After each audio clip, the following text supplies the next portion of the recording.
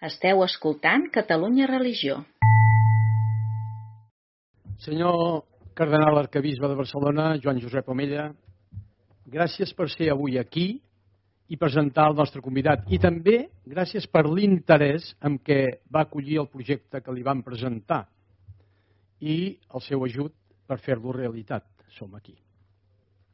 Senyor cardenal arquebisbe de Rabat, Cristóbal López, autoritats, les que estigueu per aquí, amigues i amics, benvinguts al dinar col·loqui inaugural de la tribuna Joan Carrera, una iniciativa del grup Sant Jordi de defensa i promoció dels drets humans i del diari Punt Avui, que compta amb l'adhesió i el suport de 15 entitats. Ànima 7, Consell de Laics dels Caputxins de Catalunya, Cristianisme al segle XXI, Cristianisme i Justícia, equips de pastoral de la política i la comunicació, Fundació Catalunya Religió, Fundació Centèsimus Annus, Fundació Escola Cristiana de Catalunya, Fundació Joan Maragall, Justícia i Pau, Lliga Espiritual de la Mare de Déu de Montserrat, Santana Hospital de Campanya i Unió de Religiosos de Catalunya. Quins són els objectius de la iniciativa que avui ens aplega? Difondre les experiències de diàleg, comunicació i participació social, analitzar la situació actual del cristianisme a Europa i al món com a fet religiós, cultural, social i de pensament i, en definitiva, potenciar la presència del fet religiós en la nostra societat catalana. Els cristians no volem quedar reclosos a la sagristia. Creiem que podem també aportar la nostra visió i els nostres valors evangèlics al conjunt de la societat. 15 entitats i institucions eclesials convençuts d'aquests principis hem estat capaços de posar-nos d'acord en l'impuls d'una mateixa iniciativa. Un fet que demostra que l'Església catalana, la mil·lenària Església catalana, continua ben viva i manté una vitalitat i un perfil propi que procedeix d'una llarga història arrelada en la tradició tarraconense, tan ben definida pel canonge Carles Cardó.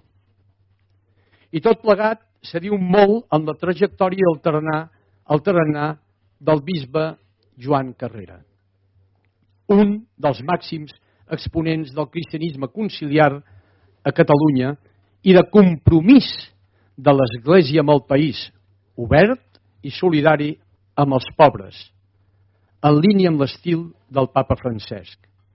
No només va ser el principal redactor de l'emblemàtic document Arrels Cristianes de Catalunya, en què els bisbes catalans van donar fe de la realitat nacional de Catalunya afaiçonada al llarg de 1000 anys d'història.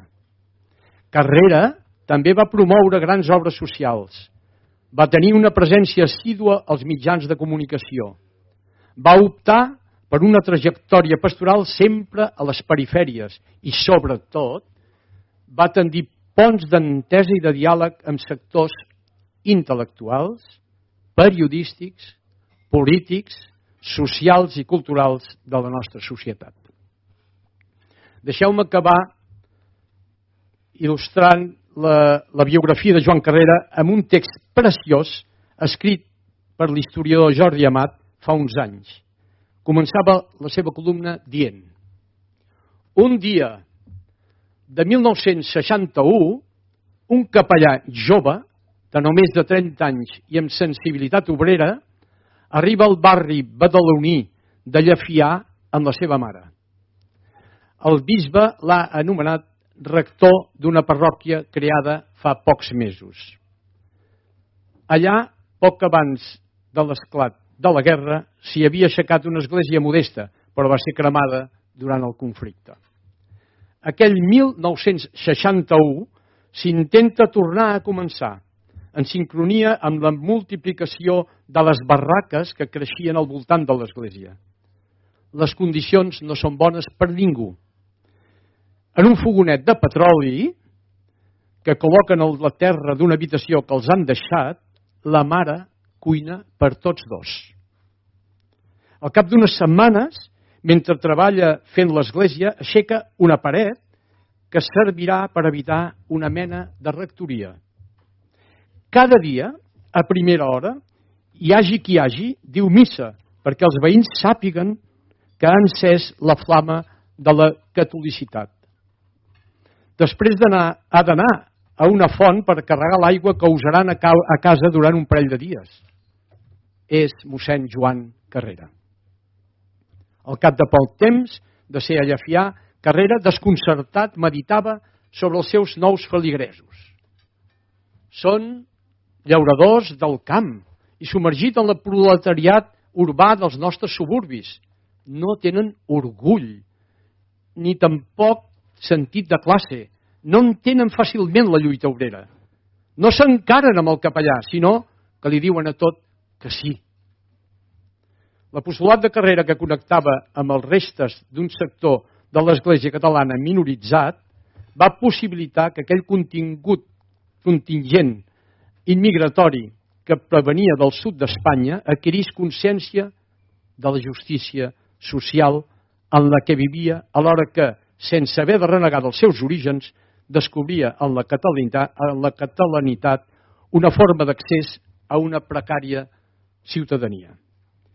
L'èxit de Carrera és haver-se convertit, com a resultat de la seva fe compromesa, en veritable ciment vital que va possibilitar la reconstrucció sòlida d'una societat esquerdada. El dia que aquell mossèn va arribar a Llefià podria ser un bon punt d'arrencada per explicar la història de l'èxit més determinant de l'Espanya contemporània. Com ell sempre ens predicava, cal seguir creant avui motius i raons d'esperança. Gràcies per la vostra assistència. Benvinguts tots.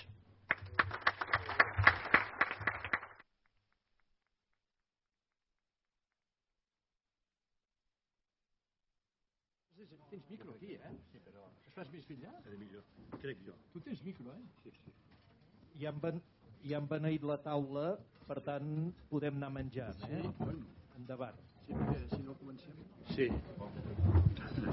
Jo volia dir que podíeu començar sobretot pensant en l'arquebisbe de Rabat, que després té que parlar, almenys que hagi menjat el... No, està bé. No, però és igual. Tens molta altura interior. Bueno, pues es començo felicitant al grup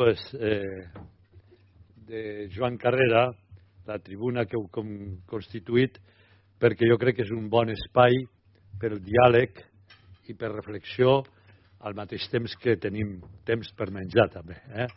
I la veritat és que han preparat uns bons ponents al llarg d'aquest curs, d'aquest any, que podran convocar sempre a tots els que estem avui aquí o uns altres també. Bueno, em toca presentar avui a un germà nostre del presbiteri de l'Església Mundial, que és l'arquebisbe de Rabat.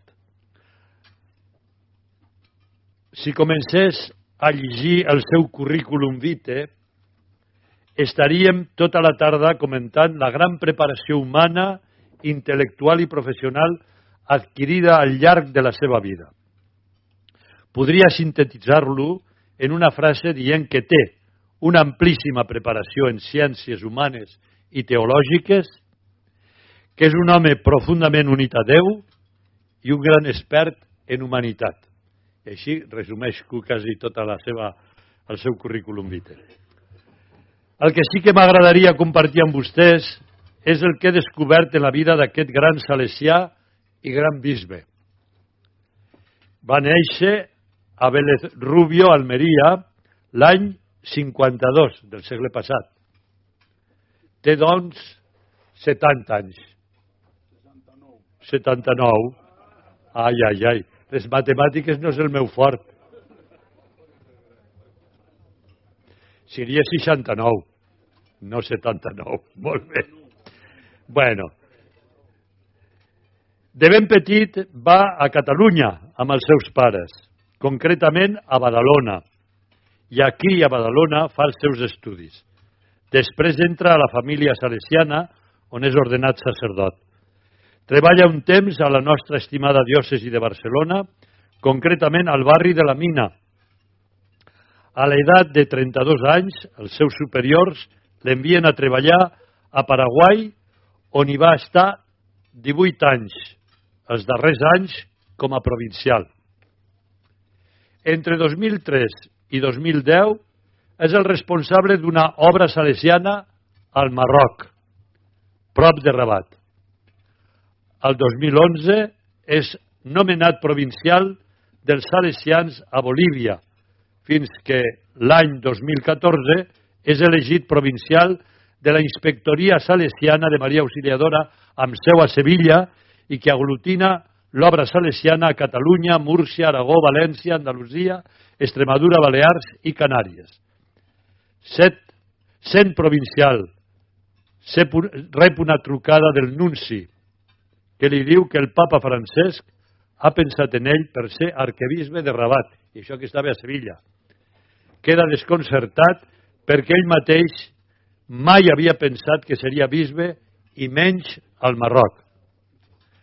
Repassant els llocs per on s'ha mogut, descobrim que aquest bon salesià ha tingut la sort, el gran regal, de poder anar obrint la seva ment i el seu cor en les diverses realitats del món, especialment el món de la pobresa.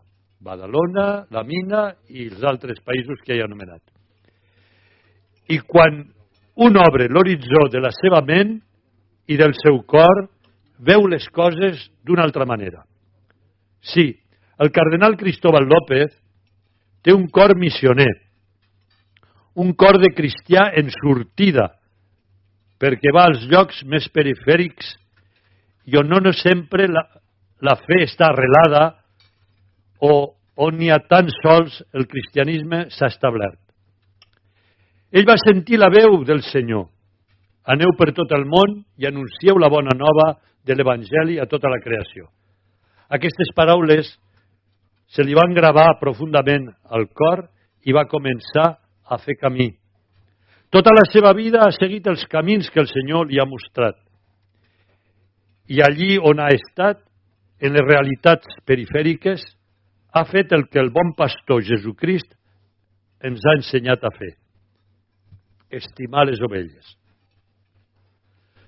Sant Joan Pau II, en la seva exhortació Ecclesia in Europa, ens convida, abans de denunciar els errors que detectem en la nostra societat del segle XXI, ell ens convida, en aquesta exhortació pastoral, a descobrir tots els seus valors i a posar-los en relleu. No és precisament això el que Sant Joan Bosco va ensenyar als seus fills, als salesians. Sant Joan Bosco deia així: mireu com a fills aquells sobre els quals hem d'exercir alguna autoritat. Posem-nos al seu servei, a imitació de Jesús, el qual va venir per obeir i no per manar. I avergonyim-nos de tot el que pugui tenir, fins i tot aparença de domini. Si algun domini exercim, deia Sant Joan Bosco, sobre ells, ha de ser per a servir-los millor. Tinguem comprensió en el present i esperança en el futur, com convé a uns pares de veritat. Jo penso que això ho té que fer un arquebisbe de Rabat, perquè l'envoltant és tot musulman. Però allí està, mirant positivament aquell entorn i amb esperança, amb esperança. Sol per això val la pena escoltar-lo i admirar-lo. Perquè només es pot evangelitzar, només es pot educar des d'una actitud d'amor. Per això, com deia també el cardenal Lavigeri, que tu coneixes bé, arquebisbe d'Alger, als seus sacerdots missioners, els pares blancs, els deia, pensant en l'Àfrica, a la qual ells eren enviats: estimeu Àfrica amb tot el vostre cor, estimeu les seves gens, les seves tradicions, la seva cultura, la seva llengua, estimeu-los de veritat. I per acabar, no puc evitar llegir-vos un text preciós que va en la línia del que acabo de dir i que intenta viure el nostre estimat cardenal de Rabat. Ha estat escrit per un franciscà francès i el posa en boca de Sant Francesc d'Assís i diu així: el Senyor ens ha enviat a evangelitzar els homes. Pensem també en Joan Carrera, que deien abans en la preciosa presentació, fent un elogi del prevere Joan Carrera. El Senyor ens ha enviat a evangelitzar els homes, però has pensat ja què és evangelitzar els homes? Diu Francesc al seu germà, hermano León. Mira, evangelitzar un home és dir-li: tu també ets estimat de Déu en el Senyor Jesús. Però no sol dir-ho, sinó pensar-ho realment. I no sols pensar-ho, sinó comportar-se com aquest home de tal manera que senti i descobreixi que hi ha en ell una mica de salvació, quelcom més gran i més noble del que ell pensava. I que es desperti així a una nova consciència de si. És estimant i mostrar-li que l'estimem i que té valors. Això és anunciar-li la bona nova i això només podem fer-ho oferint-li la nostra amistat. Una amistat real, desinteressada, sense condescendència, feta de confiança i d'estima profundes. Cal anar cap als homes tots els dies, amb aquesta actitud. La tasca és delicada. El món dels homes és un immens camp de lluita per la riquesa i el poder, i massa sofriments i atrocitats els oculten el rostre de Déu. Cal que, quan anem cap a ells, no apareguem com una espècie de competidors. Entre els homes hem de ser testimonis plens de la pau que ve del Totpoderós, homes sense avarícia ni menyspreu, capaços de fer-nos realment amics seus.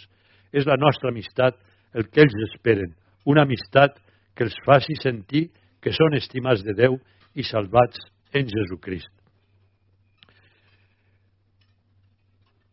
Com que sabem que és això el que tu, Cristóbal, has fet durant tota la teva vida per tot arreu, les teves paraules tenen molta força, més que els teus títols, perquè neixen de la teva experiència i neixen del teu amor de pare, d'apòstol i de missioner en aquest moment al Marroc. Gràcies per ser avui entre nosaltres i volem escoltar la teva reflexió, les teves sàvies paraules que són més importants que les meves. Moltes gràcies.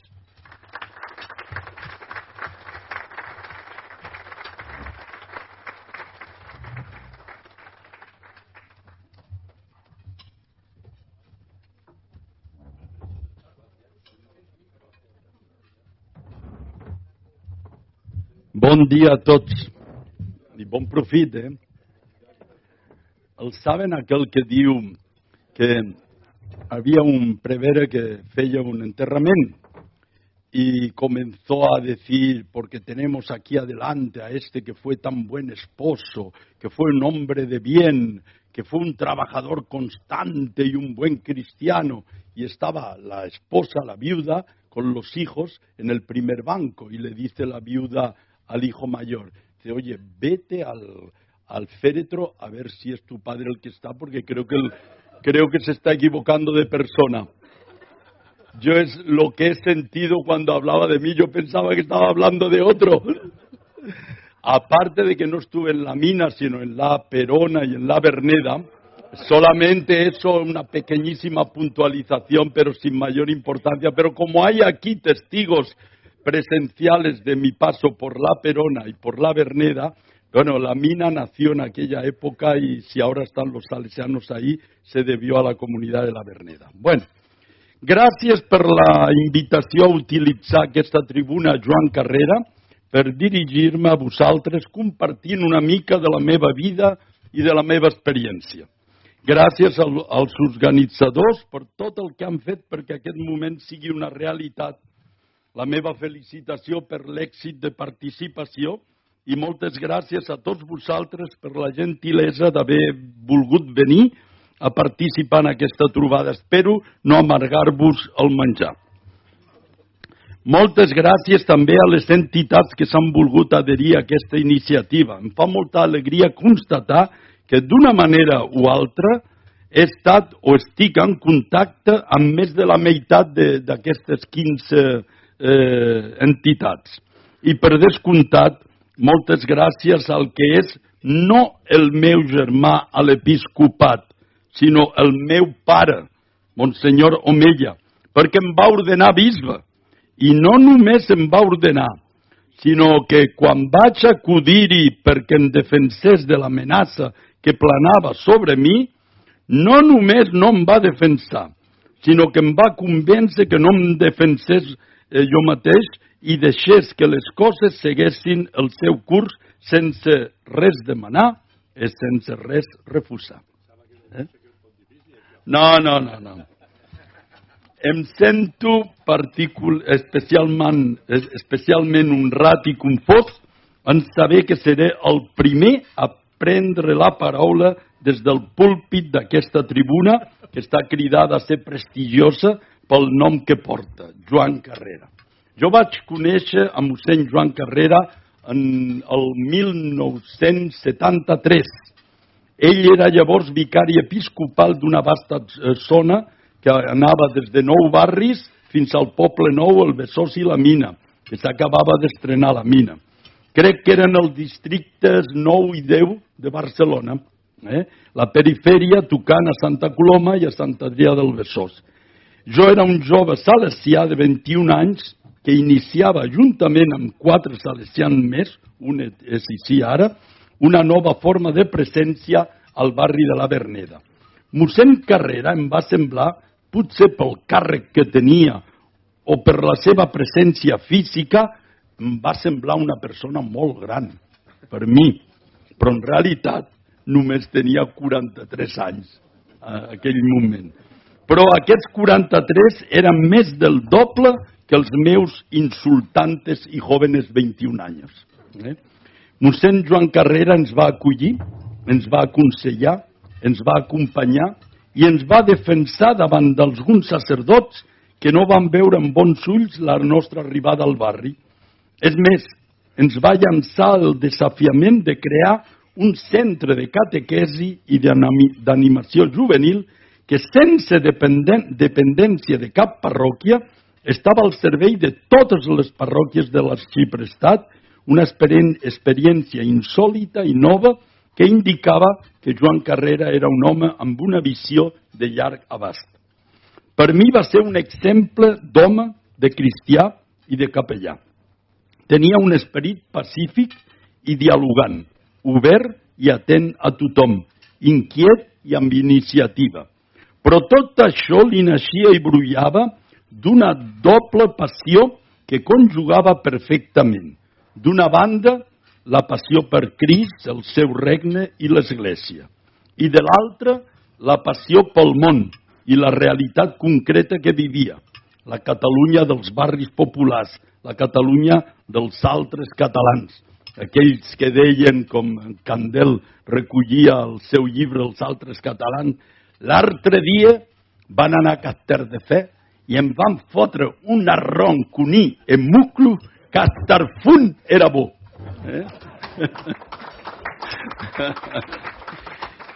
Aquesta doble passió que donava sentit a la seva vida la vivia senzillament i serenament, sense escarafalls ni manifestacions extremes, en allò quotidià, la vida de cada dia. No és estrany, doncs, que hagi fet escola, que hagi tingut deixebles i imitadors entre molts que han pogut caminar al seu costat.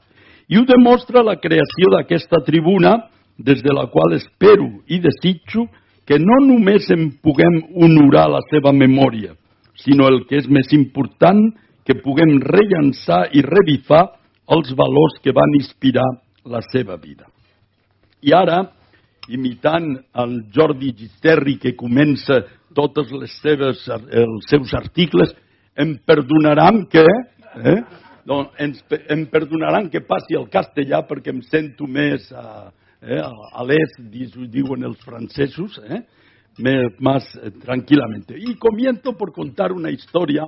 Un joven, saben aquel que diu, un joven de 18 años, el carnet recién sacado, su padre que había comprado un coche de 60.000 euros, de estos buenos, y le pide el coche al padre. Bueno, el padre, bueno, se lo deja. Ponle la L, ponle la L, porque tenía 18 años, acababa de sacar el carnet. Y cuando vuelve, dice, papá, tengo dos noticias para darte. ¿Cuál? Una mala y otra buena. ¿Cuál quieres? Dice, mira, hijo, con el telediario tengo bastante para malas noticias. Dame la buena. Dice, papá, el airbag del coche funciona perfectamente. Bueno, yo os voy a hablar de buenas noticias del airbag. Voy a compartir con ustedes y anunciaros a vosotros buenas noticias. No soy iluso. Sé que hay guerra en Ucrania, y no solo allí, sino también en Siria, en Yemen, en Etiopía, en Centroáfrica, en el Sahel. Hasta en el Sahara, entre el Polisario y Marruecos, hay una guerra declarada. Pero todo eso ustedes lo saben igual o mejor que yo.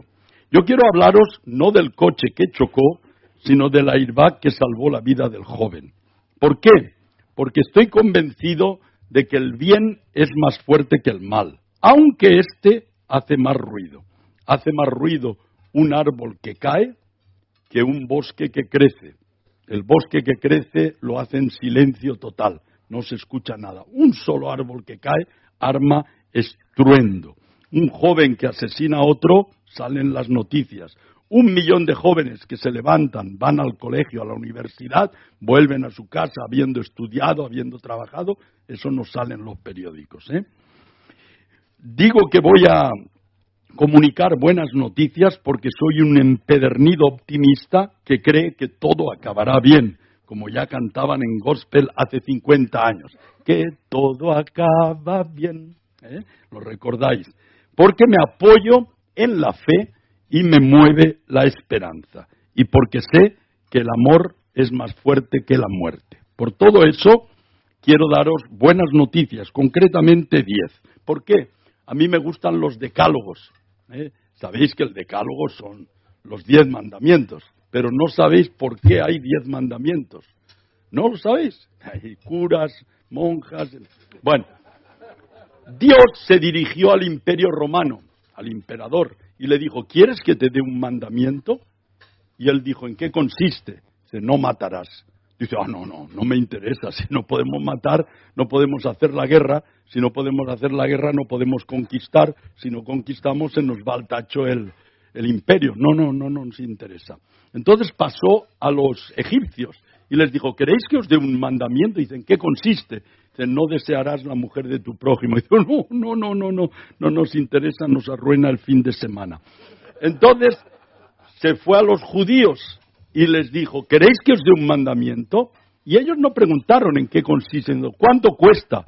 Dice, no, es gratis. Dice, dame 10.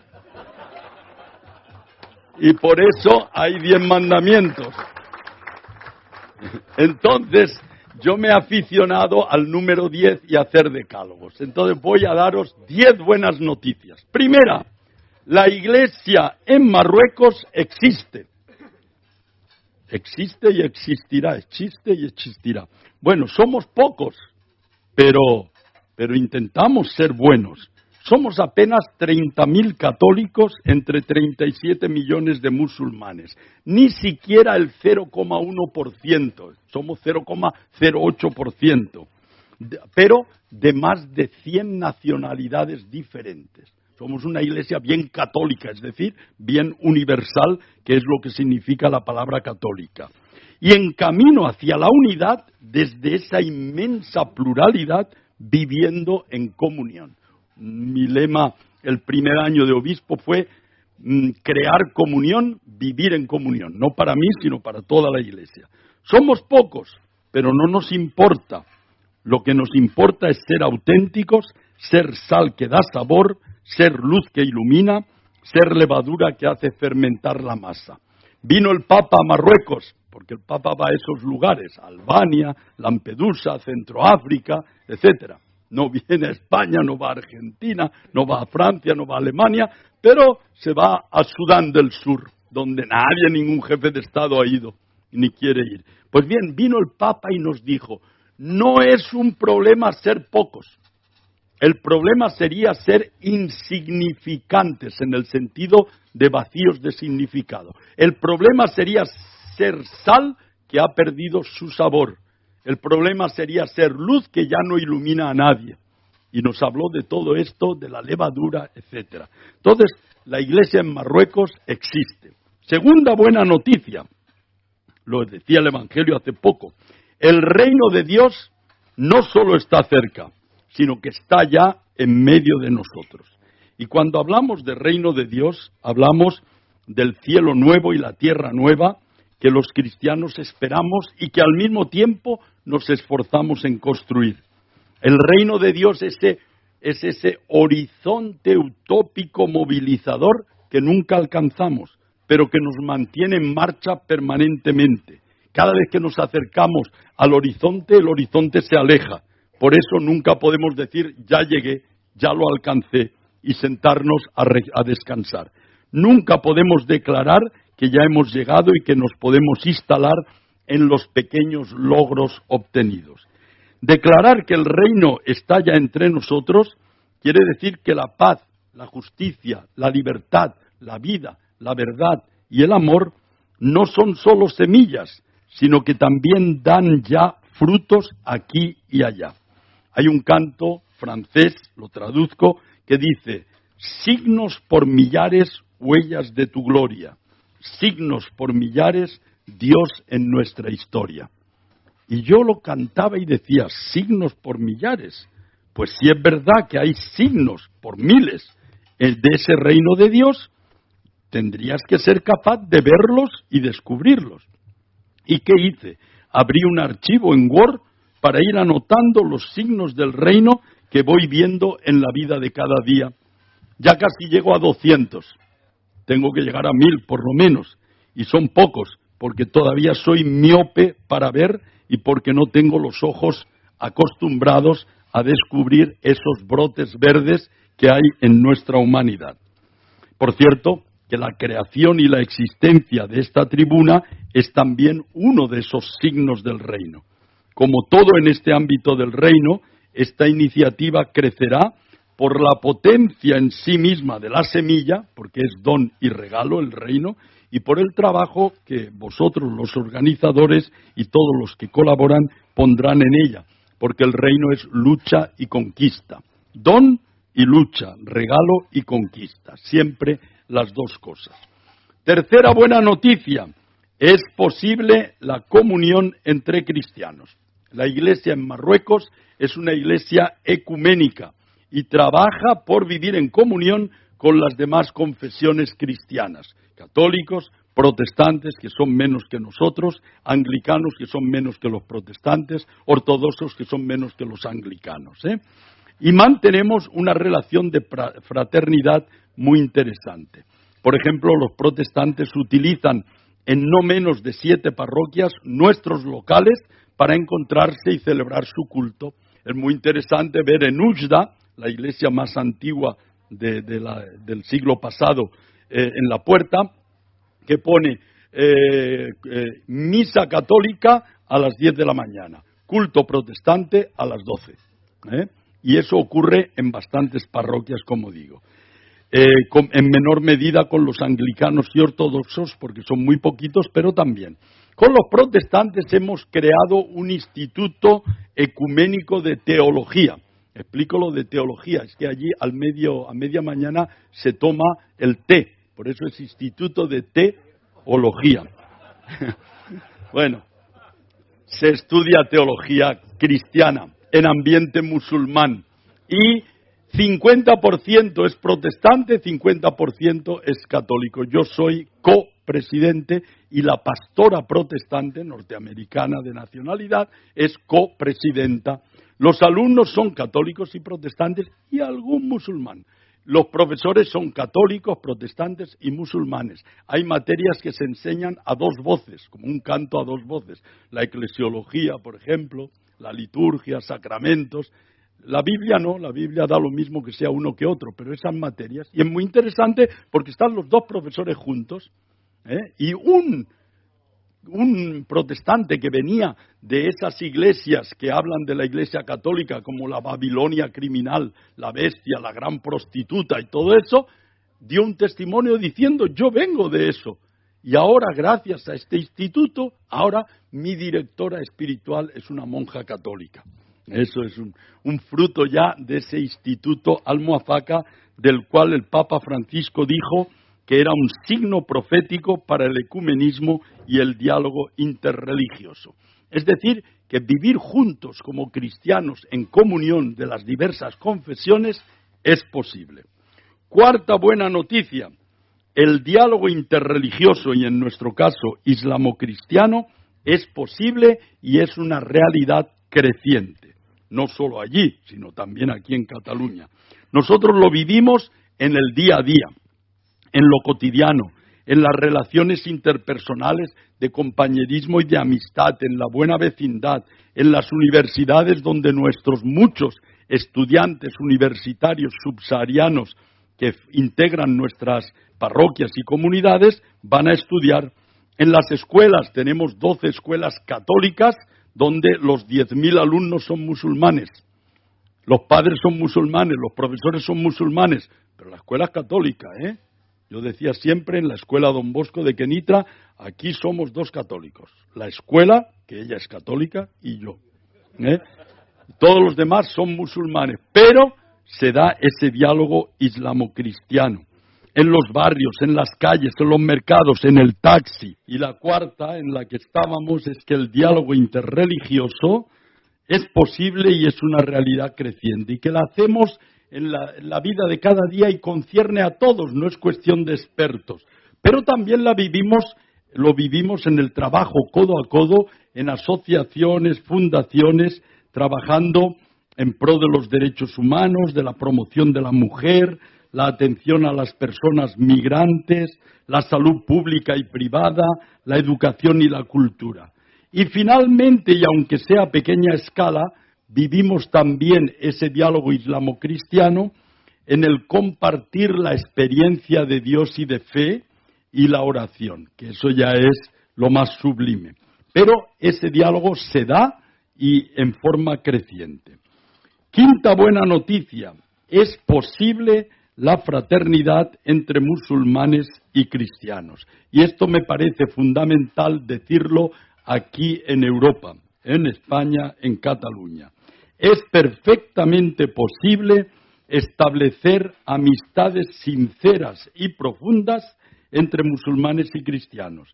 Es posible trabajar juntos para construir un mundo mejor. Y lo digo por experiencia propia, tengo muchos amigos musulmanes. Algunos de ellos son amigos hasta tal punto que estoy seguro darían la vida por mí si fuera necesario y yo por ellos. Christian de Chergé, que era el prior del monasterio de Tibirín, de hombres y de dioses, los monjes asesinados 7, este Christian de Chergé con su comunidad cisterciense tenía encuentros para compartir la fe con una tarika, que significa una vía, una cofradía musulmana, alauilla, al frente de la cual había uno con el que se reunía para charlar de Dios, de la fe, y decían sacar agua del pozo, sacar agua del pozo. Y cuando, le dice un día Cristian, dice, hace tiempo, Mohamed, que no sacamos agua del pozo. Dice, pues cuando quieras. Y dice Christian de Chergé, pero ¿de qué pozo vamos a sacar agua? ¿Del tuyo o del mío? Y dice, Cristian, le dijo el musulmán, todavía estás en ese estadio. Vamos a sacar agua del pozo de Dios. Ni del tuyo ni del mío, del pozo de Dios, ¿no? Podemos darnos a beber mutuamente. Como decía Jalil Gibran, en el matrimonio nunca deben beber de la misma copa. Pueden darse a beber del uno al otro, pero cada uno en la suya. Los musulmanes, digo siempre, no son nuestros enemigos, ni enemigos ni adversarios, ni contrarios ni competencia. Son hermanos que Dios nos da para conocerles, tratarles y amarles. No somos la Coca-Cola y la Pepsi-Cola disputándose un 5% del mercado. No nos disputamos la clientela. Fijaros lo que decía ya hace 56 años el concilio. La Iglesia mira también con aprecio a los musulmanes, que adoran al único Dios viviente y subsistente, misericordioso y todopoderoso, creador del cielo y de la tierra, que habló a los hombres, a cuyos ocultos designios procuran someterse con toda el alma, como se sometió a Dios Abraham, a quien la fe islámica miran con complacencia.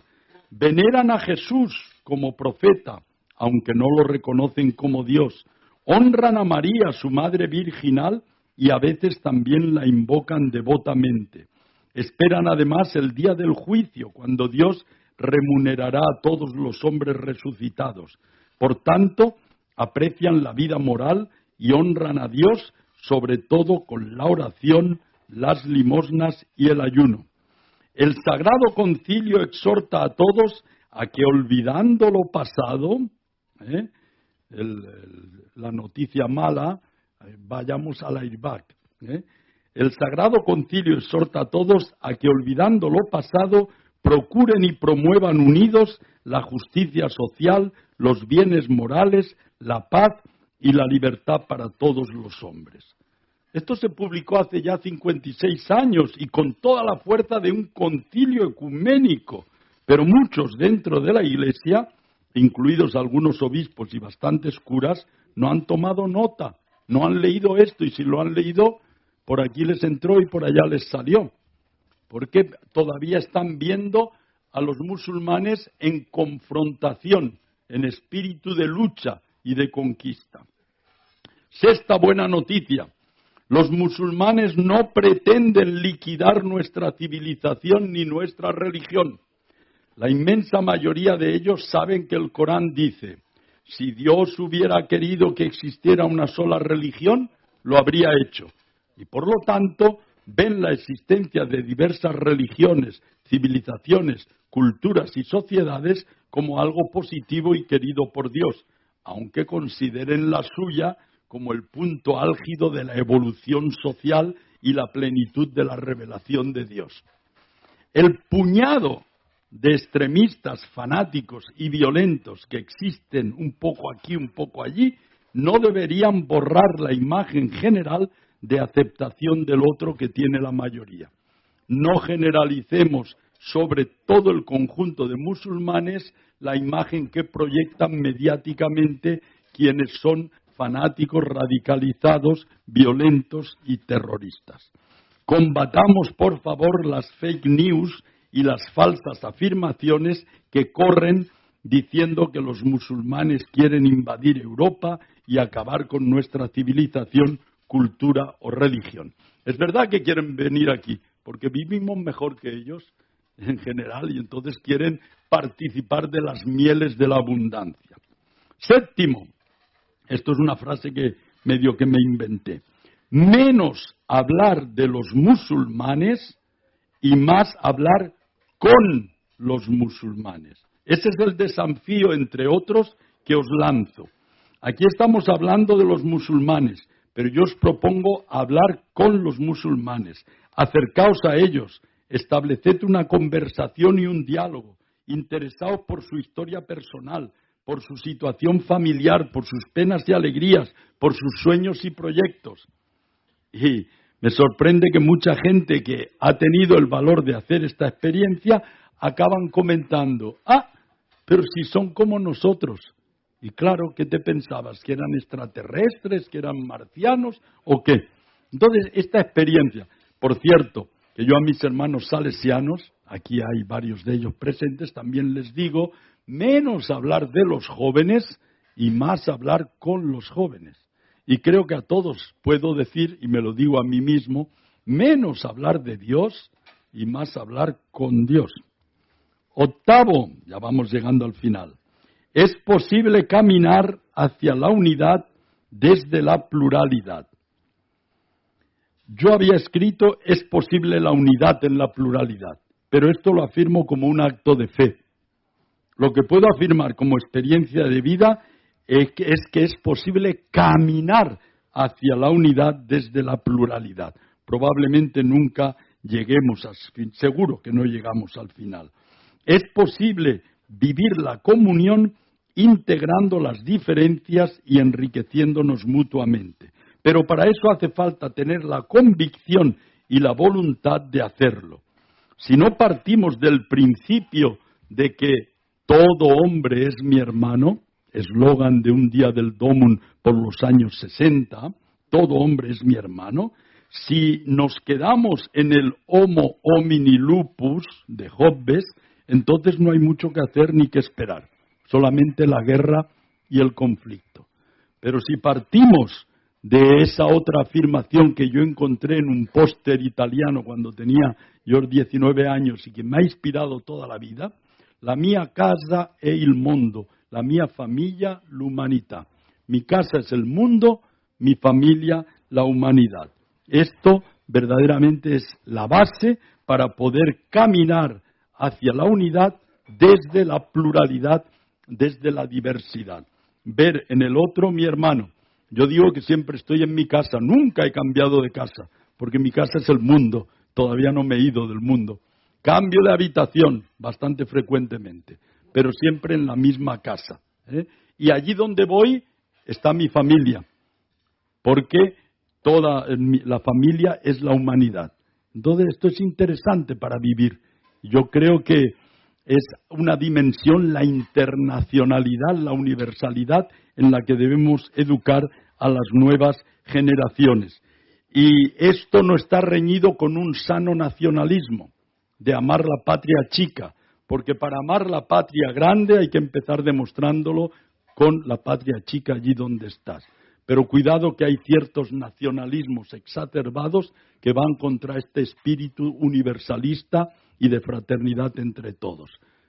Que no caigamos en los enfrentamientos, sino en la suma. Nosotros los cristianos tenemos que sumar más que restar y tenemos que multiplicar más que dividir. Es nuestra vocación. Y hablando de vocación, el 9º punto es que nuestra vocación es ser puentes y constructores de puentes.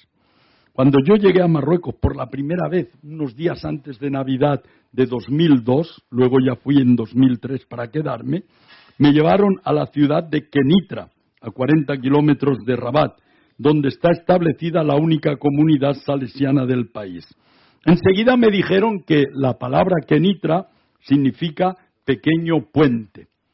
Puente se dice Alcántara, San Pedro de Alcántara, Alcántara. Pues Cántara y Kenitra tienen las mismas consonantes y cambian las vocales. En árabe, para hacer las vocales, para hacer el diminutivo, se cambian las vocales. Nosotros añadimos ito, eto, illo, etc. Ellos cambian y en lugar de cántara dicen cuneitra, pero son las mismas consonantes, pequeño puente. Y ahí yo me puse a pensar y descubrí cuál debía ser mi vocación y mi misión en Marruecos. En un mundo empeñado en construir muros y fosos que separan, en un mundo en que se refuerzan las fronteras y las vallas que dividen, yo debo ser un pontífice, es decir, un constructor de puentes como el Papa. El Papa es el soberano pontífice, pero cada cristiano es un pontífice, un constructor de puentes entre Europa y África, entre España y Marruecos, entre Oriente y Occidente, entre musulmanes y cristianos, entre jóvenes y ancianos, entre negros y blancos, puente entre todos y para todos. Es más, debo transformarme yo mismo en un Kenitra, en un pequeño puente entre todas esas dimensiones. Este momento que estamos viviendo es para mí un ejercicio concreto de esta vocación y misión de construir puentes y de ser puente. Vengo aquí hablando de Marruecos para que haya sobre el estrecho de Gibraltar puentes que transiten o por los que se pueda transitar fácilmente. No solo yo, sino cada cristiano en Marruecos y en el mundo entero, también en Cataluña, debe ser puente y constructor de puentes. Y acabo con el 10º. La vida es bella, particularmente si se la vive con la alegría del Evangelio. A pesar de todos los pesares, a pesar de todo el mal que los telediarios nos muestran y que es real, no es inventado, a pesar de todo, la vida tiene sentido y es bella. Vale la pena vivirla, sobre todo si se la vive con alegría, optimismo e incluso entusiasmo. Entusiasmo, por cierto, es una palabra que viene del griego y que significa rapto divino, posesión divino. Es entusiasta aquel que se inmerge en Dios, que está metido en Dios. Es decir, el entusiasmo es la borrachera de Dios. Si se vive desde el entusiasmo, la alegría y el optimismo, vale la pena. A vosotros, que en mayoría sois cristianos, os invito a dar un paso más que ser cristianos. Además de serlo, os invito a sentiros cristianos y a sentir y vivir la alegría de ser cristianos y a vivir nuestra fe cristiana con desparpajo, desacomplejadamente, con audacia, con libertad, con parresía, una palabra técnica que utiliza San Pablo en una de sus cartas. La parresía es la libertad y la audacia con que uno se atreve a decir las cosas. Entonces, nada de cristianos recluidos en la sacristía, nada de cristianos vergonzantes o en la clandestinidad de la vida privada. Ser alegremente cristianos, descaradamente cristianos, humildemente, pero orgullosamente cristianos. Muchas gracias y bon profit.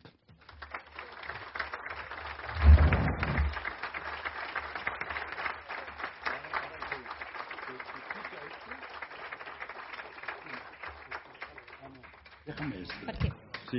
Y ahora, como decía aquel, viendo a todas las personas que están aquí, me siento emocionado. Y emocionado me siento.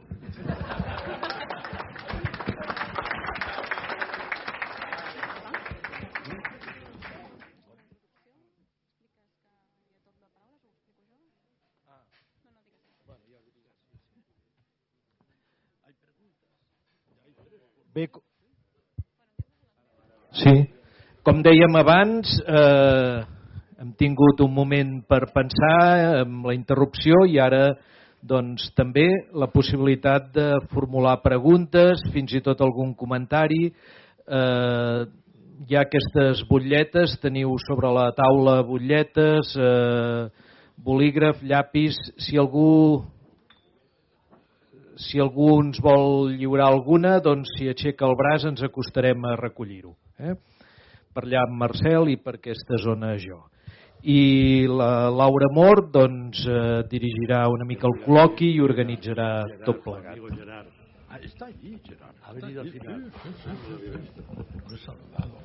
De fet, podríem començar, si us sembla, perquè ja ens n'han fet arribar algunes. Jo sí que volia agrair la seva intervenció.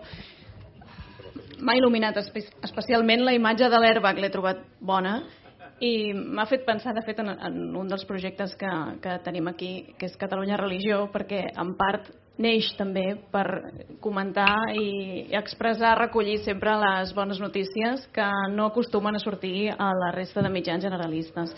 Per tant, som aquí per compartir això amb una pila de cares conegudes i molts amics amb els que compartim també feina i missió. I jo no m'entretinc més i comencem a formular preguntes. En Pere Navalles ens fa arribar, ell és antic alumne dels Salesians, pregunta quina opinió li mereix el fet que hagi desaparegut el culte multireligiós que es va iniciar en el Centre Abraham amb motiu de les Olimpíades al Poble Nou, el fet que després d'aquest període hagi perdut el culte multireligiós. Yo supe de esa parroquia, San Abraham, que fue durante las Olimpiadas, fue, ¿no? Un centro, digamos, ecuménico e interreligioso. No sé por qué ha dejado de serlo, pero es una lástima y a lo mejor hubo dificultades insalvables que yo no conozco. Pero hay que favorecer ese tipo de encuentros, ese tipo de relaciones. Así es que no opino por qué desapareció, porque no sé las causas, pero en principio todo lo que nos ayude a vivir en la unidad desde la diversidad es bueno. Todo lo que nos ayude a relacionarnos, a estar, diríamos, unidos los unos a los otros es positivo. El rey de Marruecos, aquí en España no se le ve muy bien, pero es el mayor y mejor capital político que tiene Marruecos. Algunos se extrañarán de esa afirmación, pero yo tengo mis motivos para decirlo. Es comendador de los creyentes y en el discurso ante el Papa dijo: no se puede hablar de Marruecos como tierra de Islam como si aquí solamente viviesen musulmanes. Aquí hay también judíos, marroquíes y cristianos que vienen de otros países. Y él, como comendador de los creyentes, se preocupa tanto de los musulmanes como de los judíos y también de nosotros los cristianos. Y después, en su discurso, dijo: las tres religiones abrahámicas, que reconocen a Abraham como su referente padre en la fe, no existen para tolerarse mutuamente, sino que existen para conocerse, respetarse y ayudarse. Y dice, en un concurso, en una competencia valiente de hacerse el bien la una a la otra. Si entramos en competencia, que sea a ver quién ayuda más al otro. Es muy bonita esa frase. A mí me gusta y la repito. Entonces yo creo que también aquí en Cataluña cristianos y no cristianos tienen que entrar en competencia de ayudarse los unos a los otros, de apoyarse. Més preguntes en Jaume Aymar, que forma part del memorial. Joan Carrera pregunta què és el que ens pot dir dels matrimonis islamocristians, no? Islamocatòlics, si augmenten, si hi ha una pastoral específica dedicada a això. Estudiamos caso por caso. Hay dos grupos. Los musulmanes que se casan con una cristiana. En este caso no hay apenas ningún problema. Se casan, pueden casarse en la iglesia. La mujer puede seguir viviendo su fe cristiana por su cuenta. Por ejemplo, hay maridos que llevan cada domingo a su mujer a la iglesia. Algunos se quedan, otros esperan fuera, pero respetando su fe y ayudándola en su fe. Pero está el caso al revés, de un cristiano que quiere casarse con una musulmana. En Marruecos eso es muy difícil porque se le exige que sea musulmán al hombre, porque a través del hombre es la cultura, se traspasa la religión, la herencia, la nacionalidad. Ahora ha cambiado la ley y la mujer puede también dar la nacionalidad a los hijos, antes no. Entonces, ellos dicen, como los hijos tienen que ser musulmanes, el padre tiene que ser musulmán. Si el hombre es cristiano, pero le importa un comino la fe, pues dice, bueno, yo digo que Alá es Dios y Mahoma su profeta y ya soy musulmán y me da lo mismo y no practico. Pero hay cristianos auténticos que no quieren renunciar a su fe y que no quieren, y se hace un problema. Ahora mismo tengo dos sobre la mesa para dialogar y charlar y ver cómo se puede solucionar ese problema. Porque tampoco es cuestión de hacer como unos hicieron, que encontraron un imán que les firmó los papeles sin que hiciese la shahada. La shahada es la atestación de que cree, ¿no? De pronunciar esas palabras que yo he pronunciado, que no por eso me he hecho musulmán, ¿eh? Entonces son matrimonio musulmán, pero él no ha hecho el compromiso. Pero toda la gente le considera musulmán, porque saben que es obligatorio ser musulmán. Eso es algo que nos gustaría ver cambiar.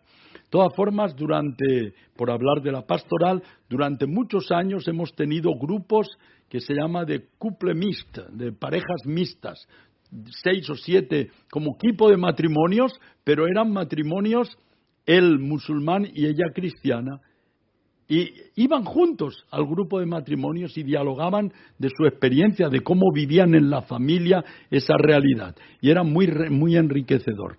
Y eso es un poco la mujer cristiana que está casada con un musulmán, es el icono de nuestra Iglesia católica en Marruecos. Porque nosotros somos también con la esposa de ese pueblo marroquí que nos acoge y con el que queremos compartir la vida, sin que él deje su fe y sin que nosotros la dejemos, pero compartiendo la vida. Así es que son como un icono de lo que quisiera ser la Iglesia en ese país, en esa cultura. Justament ara que parla de l'acollida, hi ha un parell de preguntes, que una per part de Mari Carmen de la Fuente, de la Fundació Migra Studium. La primera diu que hi ha moltes persones que viuen o transiten des de Marroc, que acaben convertint-se, no?, a través d'un procés migratori en els nostres veïns. És possible, com a església, no?, que té presència aquí i allà, que siguem pont, no?, això que deia també abans, que facilita, recolza i acull aquests processos migratoris, no? Com s'ha de fer i si té alguna idea sobre això. I també ens pregunta en Rafael Ruiz de Gauna, de la Fundació Pere Tarrés. Ell explica que l'any 2017 van viure a Catalunya uns terribles atemptats per part d'uns joves musulmans educats al nostre país, no? I què hem de fer com a cristians i com a societat catalana per afavorir la convivència. Bueno, nosotros, no lo he dicho, pero nuestra iglesia quiere ser también una iglesia samaritana. No por la mujer samaritana en este caso, sino por el buen samaritano. Es decir, una iglesia que viendo a un herido se inclina sobre él sin preguntarle por qué estás aquí, quién te ha hecho esto, por qué no te quedaste en tu casa. Entonces, las personas en situación de migración son personas muchas veces en necesidad, sobre todo los menores no acompañados, los enfermos, que son muchos, y las mujeres embarazadas o con hijos pequeños. Y la Cáritas diocesana de Rabat y la Delegación diocesana de Migraciones de Tánger trabajan intensamente en acompañar a estas personas, acogiéndoles, protegiéndoles, promoviéndoles e insertándolos. Los 4 verbos que el Papa ofrece para orientar la acción eclesial en favor de los migrantes: acoger, proteger, promover e insertar. Lo hacemos tanto como podemos, pero nos desborda. Es como querer arreglar una rueda de tractor con un parche de bicicleta. Es muy difícil, pero cuando tienes a alguien enfermo delante, pues le das las medicinas si tienes la posibilidad, o si tiene hambre, le das de comer, o si puedes orientarle para que tenga unos papeles que necesita, le ayudas. Nosotros ni empujamos a la gente a que venga, ni le impedimos a que lo haga, porque no es nuestro rol. Ayudamos a todos a pensar y a abrir los ojos, porque muchos están alucinados por Europa, alucinados en el sentido literal de la palabra, es decir, que la luz les ha cegado. Un alucinado es uno que de tanta luz no ve nada.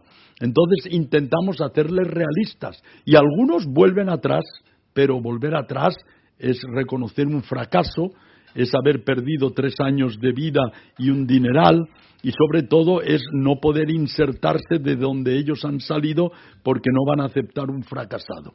Entonces es muy difícil que den marcha atrás. Hay de todas formas algunos que lo hacen porque ya no pueden más. Hay otros que se quedan en Marruecos porque descubren que hay posibilidades de vivir y que es mejor una posibilidad a medias que morirse en el camino o ahogarse en el mar. Entonces estamos trabajando intensamente en este tema de la migración que nos desborda a todos, porque no es un problema, es la consecuencia de muchos problemas. El problema no es la migración, el problema es la guerra, el conflicto, la persecución política, la pobreza, la miseria, la desigualdad social. Todo eso son los problemas que hacen que la gente abandone su tierra, su familia, su país, sus amigos y se lance a lo que ellos llaman la aventura. Y estamos haciendo todo lo posible. Y lo hacemos en colaboración con entidades de España. Están los jesuitas, está la Confer, está Cáritas, está la Delegación de Migraciones, y hay como una entidad que se llama Frontera Sur. A ella a los europeos se nos ve el plumero, porque mirad el eurocentrismo, Frontera Sur, pero para los que estamos en Marruecos es Frontera Norte. Claro, desde el punto de vista de España es la Frontera Sur. Bueno, pues hay relación, intentamos acompañar a las personas antes y después, pero lo que está claro es que nosotros no financiamos el viaje hacia Europa. No es nuestra función ni empujar a la gente ni retenerla. La Conferencia Episcopal Italiana popularizó un eslogan interesante: libres de salir, libres de quedar. O sea, toda persona debe ser libre para salir de su país y libre para quedarse, que nadie le obligue a escapar, pero que nadie le obligue tampoco a quedarse si él quiere salir voluntariamente. Esto es lo que no sé si la segunda parte de la otra persona. ¿Cómo colaborar? Yo creo que podemos establecer relaciones interesantes para que aquellos que llegan sean acogidos, sobre todo a través de la concientización. En un pueblo de cuyo nombre no quiero acordarme, pero que me recuerdo perfectamente, me invitaron a ir a celebrar una misa porque se encapricharon de mi solideo de obispo y querían tenerlo en su museo, y me compraron otro, naturalmente. Y fui a la misa, y a la salida de la misa me llevaron a comer a un restaurante que había enfrente, y un señor que salía de la misa me dice: padre, no nos envíe más gente de esa. Y hago el gesto: más gente de esa. Y yo digo: disculpe, señor, yo no envío a nadie, cada uno va donde quiere y donde cree más oportuno, que tiene... Sí, padre, ya nos entendemos, no nos envíe más gente de esa. Yo no sé si había comulgado en la misa, es posible que sí. ¿Os dais cuenta? Es nuestra iglesia, somos los cristianos. Son casos, es una anécdota, pero cómo tenemos que trabajar para cambiar de mentalidad y ver en ese que llega a alguien a quien tenemos que acoger como hermano, no como un enemigo, no como una amenaza, sino verlo positivamente. Ahora se está haciendo este esfuerzo extraordinario de acoger en un mes a 30.000. Cuando el problema de Siria, España, después de mucha negociación, se comprometió a acoger a 19.000 y en 2 años acogió a 2.500 y después ya se olvidó y nada más. Ahora se demuestra que es posible. En aquel momento la Iglesia se había movilizado y estábamos disponibles para acoger a 40, 50.000. Yo estaba. Pero el gobierno dijo: no, todos tienen que pasar por nosotros y vamos a hacerlo esto ordenadamente. Y dio lo que dio. Es decir, que hay 2 pesos, 2 medidas también. Si son europeos es una cosa, si son árabes son otra, si son subsaharianos es otra. En esto tenemos que avanzar, tenemos que convertirnos todos i avançar. Queda, per tant, contestada una de les preguntes que ens feia Miquel Codolà, que deia que tothom s'ha llançat a acollir els refugiats d'Ucraïna i que, en canvi, deixem morir refugiats al nord d'Àfrica, no? Que venen d'allà al mar Mediterrani. Per tant, saltem aquesta pregunta i anem a una altra, 2 que formulen entorn de la llibertat religiosa que es viu al Marroc. En Josep Manuel Vallejo, del Consell de Laics dels Caputxins, pregunta com està la llibertat religiosa al Marroc, si segueix sent prohibida, no?, tota mena de predicació, i també l'Ignasi Miranda, de Radio Estel, pregunta si, havent-hi cristians de diverses nacionalitats al Marroc, si és que el fet de tenir nacionalitat marroquina o ser marroquins de naixement, per aquest fet tenen prohibit ser cristians. Nadie prohíbe a un marroquí ser cristiano. No hay ninguna ley, ni la Constitución ni el Código Penal que prohíba a un marroquí hacer lo que le dé la gana en materia religiosa. El problema no es jurídico, el problema no es legal, el problema es social y cultural. Si un marroquí decide ser cristiano y su familia se entera, es posible que tenga el disgusto de su vida, es posible que le repudien, es posible que le echen del trabajo con una excusa o con otra, sin decir que lo echan por eso. Es posible que los amigos le presionen o le abandonen, le insulten o incluso le peguen. Pero legalmente no es perseguible. Ha habido incluso sentencias en que cuando un musulmán ha acusado a un cristiano marroquí de haberle regalado una Biblia, el juez de primera instancia le ha declarado inocente y en como se dice en recurso, apelación, también le ha declarado inocente, razonando así: la Biblia es un libro sagrado que el Corán reconoce como tal. Por lo tanto, regalar un libro sagrado a alguien no es ningún delito. Nadie prohíbe en Marruecos evangelizar. Hay curas de mi diócesis que dicen: claro, ya se sabe porque aquí, como no podemos evangelizar, y yo doy un golpe en la mesa y digo: ¿y quién dice que aquí no podemos evangelizar? Vete, si tú crees eso. ¿Y sabéis por qué es? Porque entienden la evangelización como una actividad que se hace con la lengua, como pronunciar frases y palabras. Si coges un micrófono y vas a la Plaza Cataluña y dices: hermano, acepta a Jesucristo como tu salvador personal y serás salvo, entonces estás evangelizando. Pero si un mudo que no puede hablar da testimonio de vida cristiana y de amor, no evangeliza. Entonces, cuando se entiende la evangelización como una predicación verbal, oral, hecha con la boca, con palabras, a lo mejor podemos decir que por discreción no lo hacemos y por respeto. Pero si por evangelizar entendemos llevar el evangelio en la mente y en el corazón, porque lo hemos asimilado y lo vivimos, y ser testimonio e intentar meter el evangelio no debajo del brazo, sino meterlo en la política, en la cultura, en el arte, en la comunicación, en el deporte, en el tiempo libre, en la relación social, en la relación sexual, en la economía, en la empresa, en el sindicato, en todo eso, y hacer que eso funcione cristianamente, evangélicamente, eso es evangelizar. Y eso lo hacéis vosotros aquí también. Y eso lo hace el laico y lo hace el cura. No solo el cura que predica el domingo en misa evangeliza. No solo cuando se hace una reunión en que se habla de la Virgen María se está evangelizando. La evangelización se hace siempre, todos los días, en todos los ámbitos y de todas las formas, sobre todo del testimonio. ¿Por qué teniendo radios católicas, periódicos católicos, teniendo medios de comunicación católicos, obtenemos en España los magros resultados que obtenemos? Porque no están respaldados con el cimiento del testimonio. Entonces, menos hablar de y más testimonio.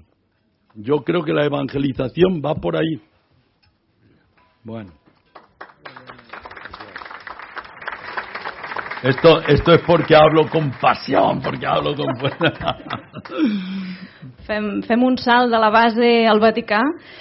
En Jordi Llisterri, de Catalunya Religió, comenta primer que tenim 2 dels 3 cardenals actuals que parlen català, només faltaria la Dària, diu.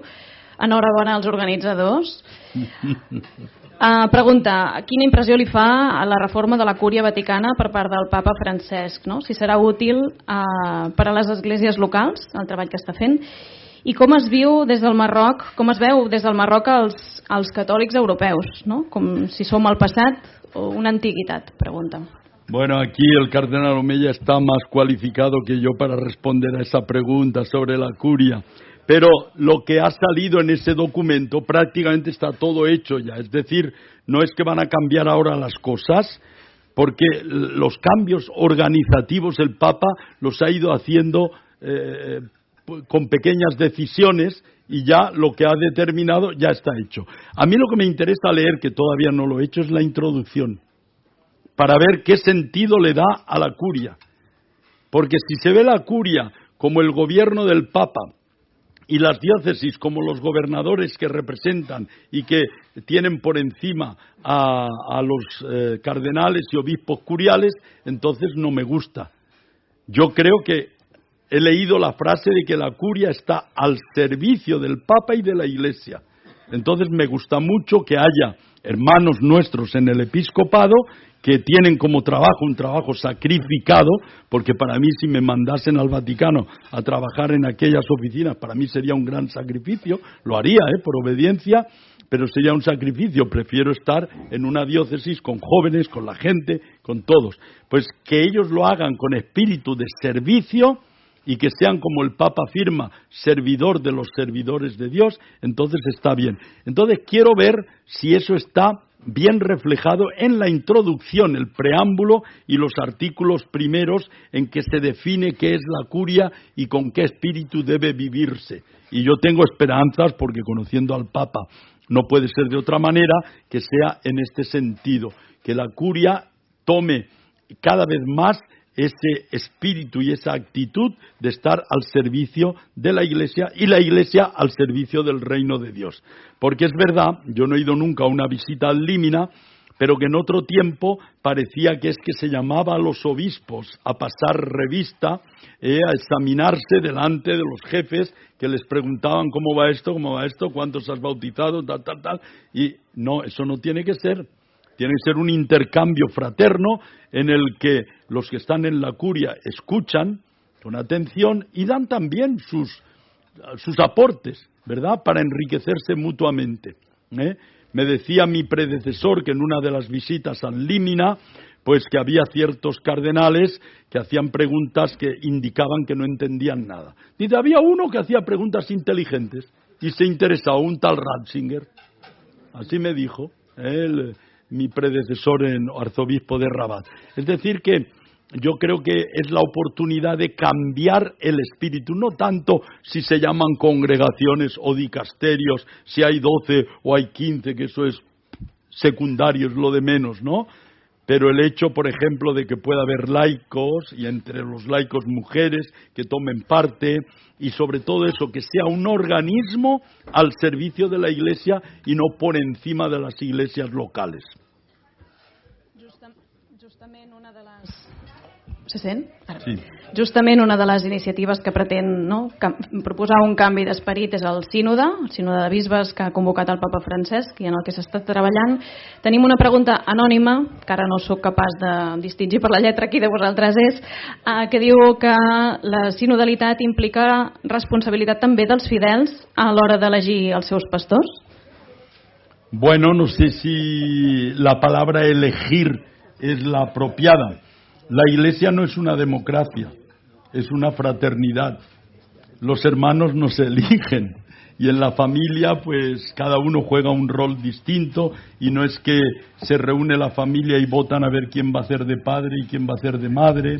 Bueno, entonces yo digo que la Iglesia va más allá de la democracia y por lo tanto siempre que se pone en relación Iglesia y política, Iglesia y democracia, hay cosas que chirrían. El fútbol tampoco es una democracia, es muy antidemocrático, porque hay uno que decide quién juega y quién no juega. Hay uno que decide si tú vas por la derecha o por la izquierda, si se ataca o no. Entonces es profundamente antidemocrático, Pero es fútbol, no es partidos políticos. La Iglesia ni es fútbol ni es política, es otra cosa, es la comunidad de los que siguen a Jesús.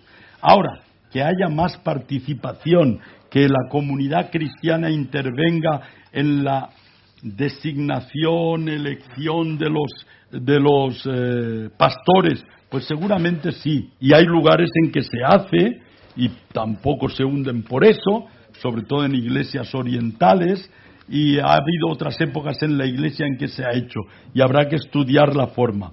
Pero no es una cosa fácil. Aquí mi colega, mi padre en el episcopado, puede hablar mucho de eso porque él está en la congregación, ahora dicasterio de obispos, y allí nombran obispos.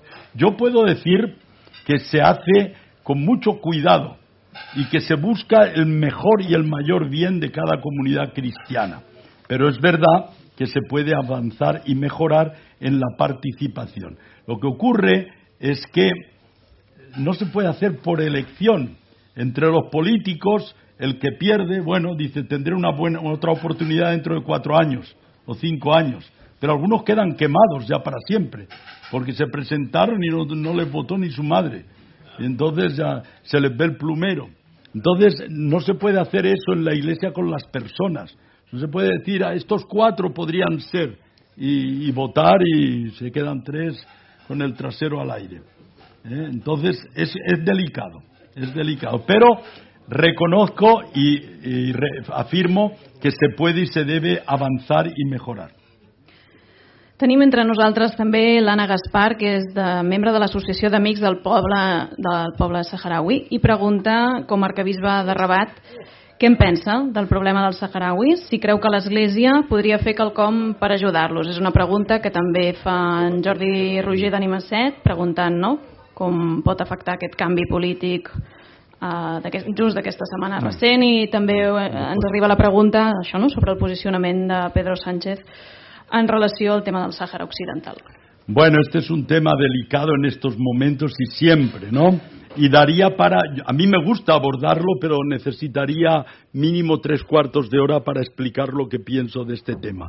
La Iglesia se preocupa de los saharauis como se preocupa de todos los pueblos. Y los que viven en la zona que actualmente está ocupada por Marruecos están atendidos, hay una prelatura, una prefectura apostólica y se preocupan de ellos. Y los que están en Tinduf, en territorio argelino, también tienen atención religiosa si es que hay algún cristiano, porque hay una diócesis allí. O sea que la Iglesia en el tema político no tiene por qué entrar ni por qué meterse, porque no es su tema. Pero las personas sí.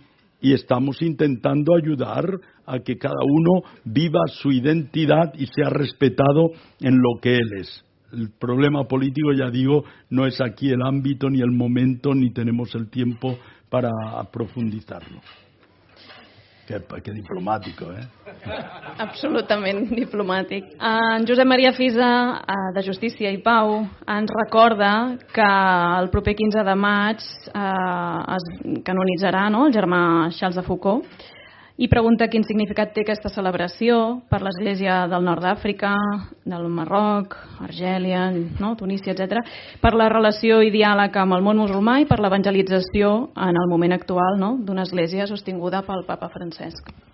Para nosotros va a ser un momento de extraordinaria importancia, porque Charles de Foucault y su espiritualidad inspiran lo que nosotros vivimos hoy en Marruecos. Yo siempre digo que la espiritualidad de la Iglesia en Marruecos es una espiritualidad franciscano-foucauldiana. Franciscana porque han sido 8 siglos de presencia continuada prácticamente, con muchos altibajos, y foucauldiana porque hay una continuidad, ¿verdad?, entre el franciscanismo y Charles de Foucault. Charles de Foucault quiso siempre volver a Marruecos y no pudo, y se convirtió gracias a Marruecos. Entonces, su manera de vivir la fe inspira nuestra presencia hoy en Marruecos, por lo de la fraternidad universal, por lo del apostolado de la bondad. Quiero ser tan bueno que la gente diga, si el discípulo es así de bueno, ¿cómo será su patrón? Eso es frase de Charles de Foucault. Entonces, eso nos inspira. Tenemos que predicar con el ejemplo, con el testimonio. Apostolado de la bondad, silencio de Nazaret, presencia de samaritana, todas esos rasgos de la espiritualidad foucauldiana son característicos de la Iglesia que está en Marruecos. Por eso, la canonización de Charles de Foucault es como un espaldarazo a lo que nosotros vivimos. Es como decirnos, adelante, estáis en el buen camino, estáis viviendo la fe como se debe vivir. No os preocupéis si bautizáis solamente a 40 adultos en un año, que ya me gustaría saber cuántos adultos en un año bautizan en las diócesis españolas. Y entonces esto nos importa mucho. Estamos organizando todo un año en torno a la canonización de Charles de Foucault para que recorramos con una exposición y una experiencia de fe espiritual cada uno de los lugares donde él estuvo, siguiendo su libro reconocimiento de Marruecos que él escribió y por el que obtuvo un premio, una medalla de honor de la Academia de Geografía. Y además vamos a ir también a los lugares donde él no estuvo, naturalmente. Así que para nosotros es muy importante, lo estamos viviendo con mucha ilusión y mucha esperanza. Dues preguntes que a mi em sembla que el que intenten és que il·lumini el treball pel diàleg interreligiós a Catalunya. Una ve de part de l'Antoni Matabós, que forma part del grup de treball estable de les religions, el GETER. Diu que aquí a Catalunya hi ha pau entre les religions, no? Que hi ha una experiència de 18 anys de treball a través d'aquesta entitat, en la qual també hi està representada l'islam, i pregunta quines experiències hi ha al Marroc de diàleg doctrinal. I una altra pregunta que ens arriba també d'en Gerard, de l'Arxiprestat de Santa Coloma, que pregunta si des de la realitat, no, del quotidià, que és on ens guanyem les possibilitats de diàleg, veí a veí, associació a associació, si pot fer 3 aportacions, no, per fer-ho realitat a peu de carrer, una mena de consells, si és possible. Yo sé que aquí en Cataluña está bastante organizado y favorecido ese diálogo islamo-cristiano que hay. Los musulmanes están organizados en varias instituciones y que hay algunos de ellos muy abiertos a ese diálogo. Entonces está muy bien y hay que continuarlo. Nosotros no tenemos experiencia de diálogo teológico. No hay expertos que se sienten en una mesa o que se haga un congreso para profundizar intelectualmente en eso. A lo mejor deberíamos tenerlo, pero nuestra iglesia es pobre intelectualmente, no tenemos grandes personajes, aunque tenemos un instituto de teología. Y lo que vivimos más es el diálogo de la vida de cada día, el diálogo de las obras, del trabajo conjunto y el diálogo de la experiencia de Dios, el compartir qué es lo que nos mueve, qué es lo que nos sostiene y el diálogo de la oración. Pero lo que es intelectual, estudio, tenemos poco. En eso nos aprovechamos de lo mucho que se profundiza en Francia, que tienen unos servicios muy interesantes, y también en Italia, en el PISAI, y en otra el Pontificio Consejo del Diálogo Interreligioso. Y consejos concretos, ya he dicho, menos hablar de los musulmanes y más hablar con los musulmanes. Segundo, favorecer encuentros familiares, ir a las casas. Yo sé que eso, Gerard, tú lo haces, o si no eres capaz de hacerlo. Y después invitarles también a que vengan, a que estén con nosotros, que nos digan cómo viven su fe, que recen delante de nosotros y que nosotros recemos delante de ellos. Si puede ser al mismo tiempo también, pero al menos compartir esa experiencia. Fa una estona ha parlat de les persones que quedaven al·lucinades. Ha fet servir aquest terme en Xavier Morlans, de l'Hospital de Campanya de Santana, a la parròquia de Santana. Pregunta què fa el rei del Marroc per evitar el suïcidi dels joves que fugen del Marroc al·lucinats per Europa. Bueno, la mayoría de los que huyen de Marruecos en esta forma son subsaharianos. También hay muchos marroquíes que pasan, pero lo hacen con mayor prudencia que los otros son más arrojados. El rey de Marruecos ha hecho algo que en España no sé si se ha hecho, 2 regularizaciones de migrantes. En una se inscribieron 50.000, en otra se inscribieron 30.000. Es cierto que esto ya fue en 2013 y 2015, una cosa así. Estando yo en estos 4 últimos años, no ha habido. Se les ha abierto a los hijos de los migrantes todo el sistema público de educación. Todo niño, tenga papeles o no, puede ir a la escuela. Tiene dificultades porque va y empieza a escuchar en árabe, y él viene de Guinea-Conakry, donde hablan francés. Pero todo el sistema educativo marroquí está abierto para acoger a todo niño, tenga o no tenga papeles. Todo el sistema precario de salud pública está abierto a los migrantes gratuitamente. Así es que pueden ir. Es verdad que después depende de qué enfermero o qué doctor encuentran, y que si van solos muchas veces se los torean y no los atienden. Si van acompañados de un europeo o de alguien que conoce los derechos, entonces tienen más posibilidades. Pero por decir que el gobierno marroquí ha hecho cosas y facilita la integración laboral también con dificultades, pero facilita. Es decir que otros países podrían tomar ejemplo. No digo que sea el paraíso, porque también están los que quieren saltar, y como Europa paga a Marruecos para que pegue a los que quieren saltar, pues, y quieren cobrar el dinero que Europa paga, pues entonces, porque el señor Pedro Sánchez prometió que iba a quitar las concertinas, y sí las quitó, pero pagando para que Marruecos las ponga de su parte. O sea, las sacó de aquí y las puso aquí, con dinero de la Unión Europea y tal. Entonces, Europa reprime a los migrantes y como Pilatos se lava las manos, haciendo que sean los otros los que hacen el trabajo sucio. Y eso es una vergüenza para Europa.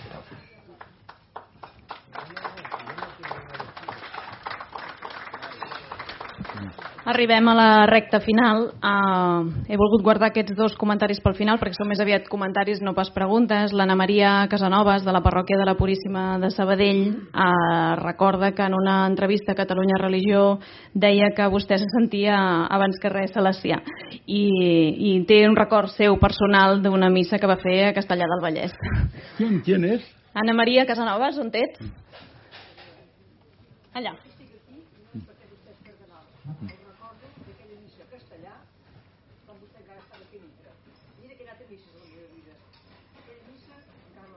Bueno, qué buena memoria. A Castellar del Vallès. Allí vive mi hermana, que está allí, mi cuñado. Sí, sí. Sí, i última.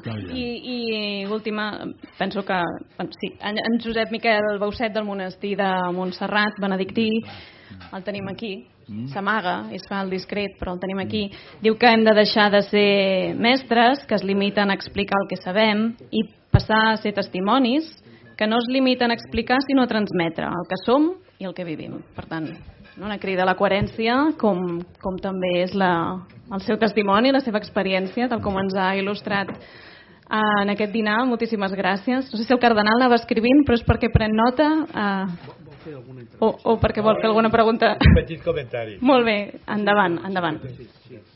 No, ja passa. No, sí, escoltant i veient que era la darrera pregunta, Pots donar el pastís de pas. pot menjar el pastís ara. Que Soy diabético. te l'has guanyat. Me llevo bien con la diabetes, no le hago caso. Ha guanyat aquest postre. No, yo decía, los salesianos, oyéndolo y viéndolo actuar, no se equivocaron cuando lo eligieron provincial. El que lo nombró obispo tampoco se equivocó, pero tampoco se equivocó el que le puso las manos en su cabeza ordenándolo, que fue el arzobispo de Barcelona aquí presente. Así que un aplauso por esta joya que nos ha salido.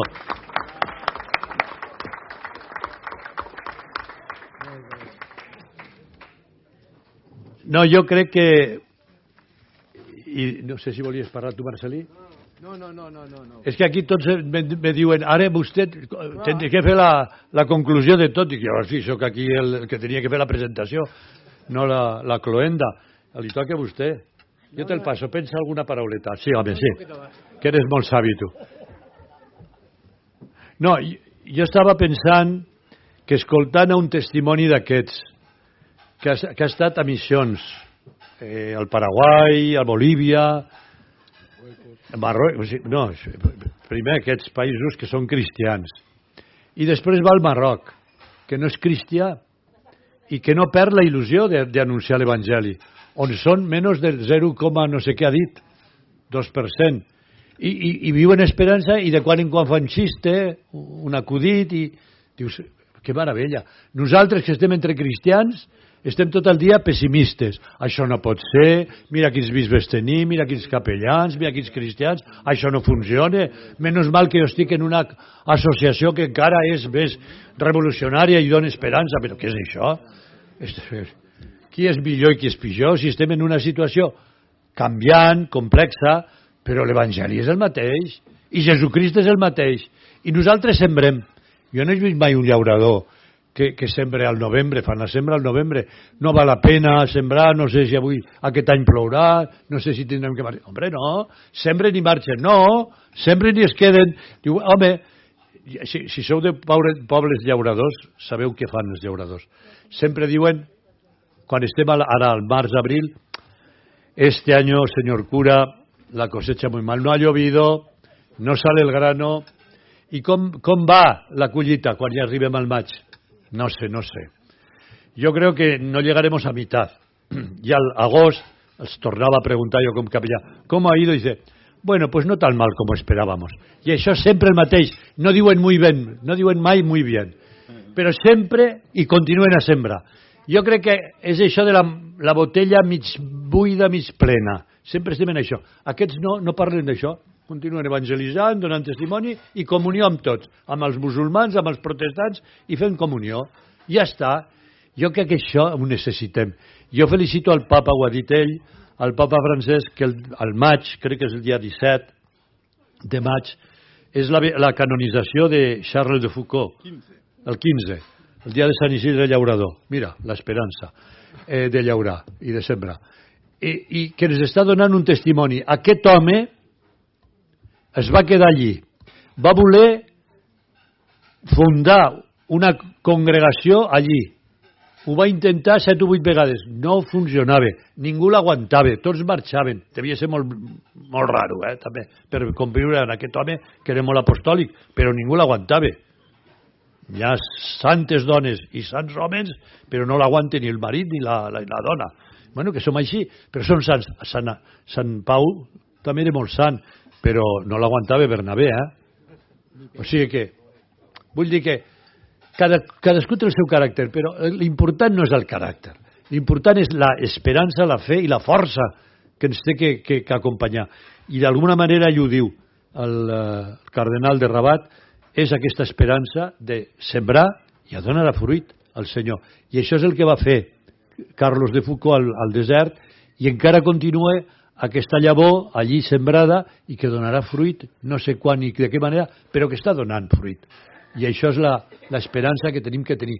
I Europa, malauradament, ha perdut aquesta vivacitat, aquesta força de l'esperança. I estem més pessimistes que esperançats. I això no pot ser.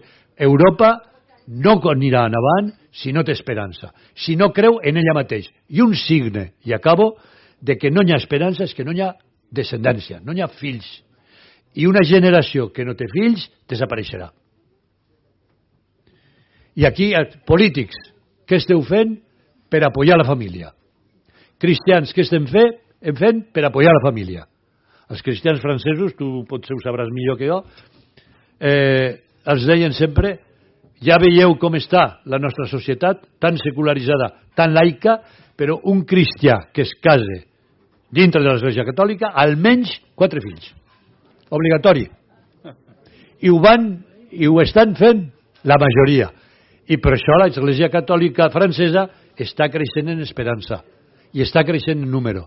I això a mi me dona molt goig. Bueno, he posat una petita bomba, però jo crec que és molt important. I no digueu vosaltres ara que els capellans es casin. No, que no és la solució.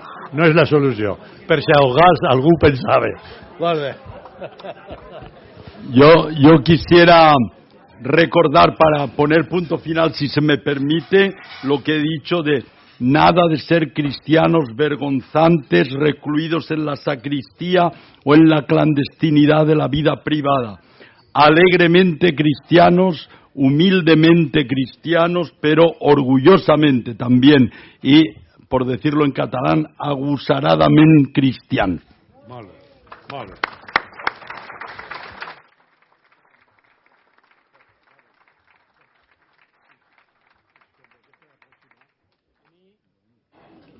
A mi m'han enredat perquè jo havia d'obrir, però no tancar. Jo pensava que tancaria el Marcelí, que a última hora el Marcelí i el Carles són realment els culpables una mica de tot això. I el més són trons. Ha sortit molt ara, últimament, la paraula esperança. Una vegada amb el bisbe Carrera em va presentar amb uns altres amics, no sé qui eren, va dir, diu, és que aquests són com els viejos rockeros que nunca mueren.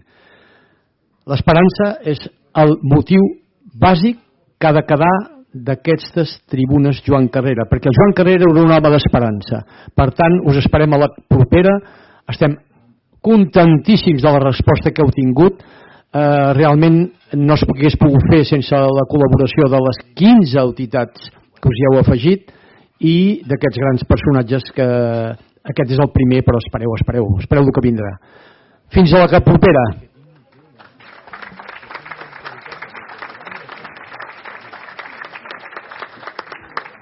Molt bé.